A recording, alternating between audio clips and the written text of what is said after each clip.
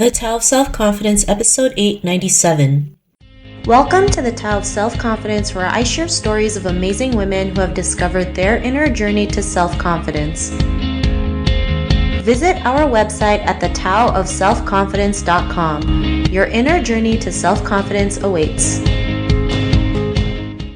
You can now purchase The Tao of Self-Confidence, a guide to moving beyond trauma and awakening the leader within on Amazon, Barnes & Noble's, Walmart, Indigo, and other major book retailers. Get your copy today. Well, hello, friend. Welcome to The Tao of Self-Confidence, where I share stories of amazing women who have discovered their inner journey to self-confidence. I'm your host today, Sheena Yap Chan, and today I have an amazing lady on the show today. She's a Global Contingent Sourcing Manager, and I'm super excited to have her on and share her story with us today on self-confidence. So without further ado, I'm going to introduce you to Ashley Araujo. Hi, Ashley. How are you today? Maybe you can fill in a little bit more about yourself to the listeners. Yeah. Hi, Sheena. Thank you so much. Yes, I am a Global Contingent Sourcing Manager at Salesforce. I started my career in the contingent space many, many years ago and started out as a recruiter and slowly worked my way up into the role that I'm at now. I think I've been in every path of the contingent workforce landscape. So I've been on the client side, the staffing agency side, and on the MSP side as well. So very happy to be where I'm at and happy to be on this podcast today. Awesome. Well, thanks for sharing that. And I know we met through the USPAACC WISE program, which has been such an amazing program to connect with other ladies and just be able to work on our careers as well. And Ashley, what's your cultural background?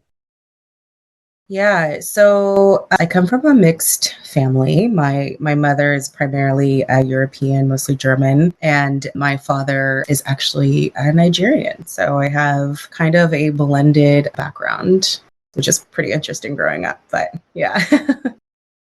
Awesome. Well, thanks for sharing that. And what'd be your favorite self-confidence quote? There are a lot to choose from, but I think if I had to pick one, this one's from Maya Angelou, and it is, I love myself for who I am, but I also love myself for who I am becoming. I love that quote. I think that's the first Maya Angelou quote I've ever heard. I've heard a lot of her quotes, but this is the first time I've heard of it, and it's so true.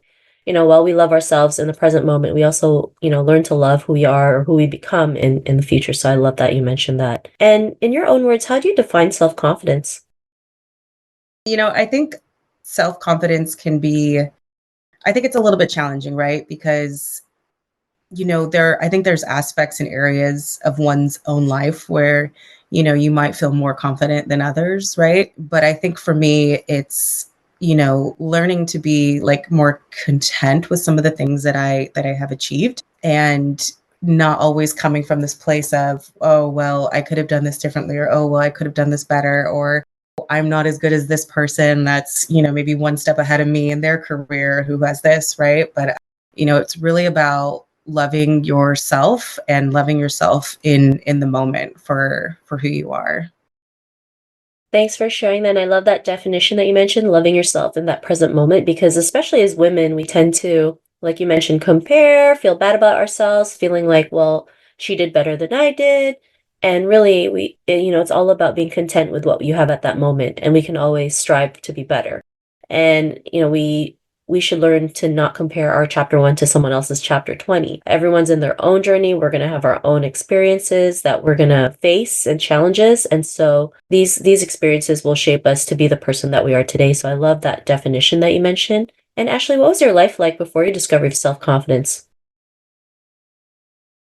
Chaotic.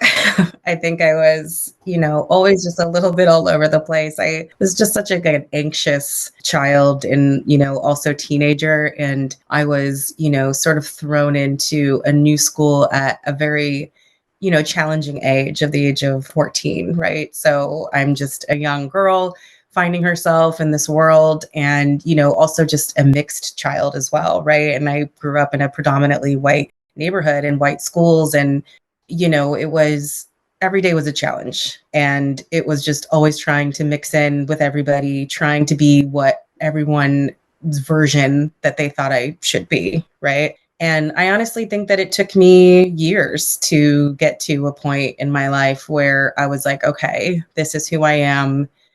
I'm accepting myself for who I am right now, and this is who I want to be. And if I'm being completely honest, I don't even think I achieved that until I was probably in my 30s. It took me quite a long time to get there. But yeah, it was a lot of questioning. It was, a lot of self-doubt. And just there were a lot of people, I think, throughout my time in my career too, especially in this industry where it was such like a male dominated industry for such a long time. And I think that if I had just listened to a lot of the naysayers, I probably wouldn't be where I'm at today. But yeah, it was challenging. It was hard. Thanks for sharing that. And it's not always easy to, if you feel like you're the odd one out, right? You feel like you don't belong, especially being raised in a mixed family. You're not one or the other. You're like stuck in this gray area, and it's like, where do I belong? But I'm glad you were able to work through that. And what was that aha moment that made you realize you were more than enough to go out there and be who you are today? Have that confidence, especially, um, you know working in the field that you're in, right? There's not many women who are in that field. So what was that aha moment for you? Yeah, I think it really happened when, I was being promoted in one of my previous roles at my previous company. And it was like, wow, these people really believe in me, and they believe in my skill, and they believe in who I am as a professional individual, and they've chosen me to represent them as a company at conferences or speaking engagements. And so I think that's really when it clicked for me that, like, okay, like I this I that was just the reinforcement I think that I needed within not only my personal life but also just within my career. Somebody just completely believing in me and my ability to do my job and to do my job well. Thanks for sharing that. And it's funny, right? Like we have no belief in ourselves sometimes, or we think we're not capable, or we feel like we have low self-worth, not realizing someone from a second or third pair of eyes thinks you're amazing, you are, capable, you can make this happen. And sometimes it takes that to realize, right? Like, even being part of the USPAACC WISE cohort, all these women are telling you, you can do this. This is amazing. Keep on going. You have skills and abilities that nobody else does. And when you surround yourself with people like that, then it helps you build your confidence to say, I can do this. What else can I achieve? What's the next step? Nothing will bring me down. So I love that. And because of that, what's your life been like now? It's been, I think I just have a little bit more pep in my step, I guess you could say, right? Like I feel more reinforced in my decision making. I feel more reinforced as an individual who I am, not just like within the professional world, but also, my personal world, right? Like your career just ties so much into your personal life too, like who you are as a person. And it's just so interesting because like the person who I am at home is just so different from the person that I am, at work, right? Like you try to separate the two, but it just allows me to be more decisive and to be more, I guess, encouraged, like as an individual and as a leader, to be able to make decisions, but also stick behind those decisions, right? And like not allow people to second guess me or, well, I've been in this industry, the double the time that you have. So, I think I know a little bit more, right? And so it's just every day choosing to believe in yourself. I love that. That should be a new slogan. Every day, choose to always believe in yourself.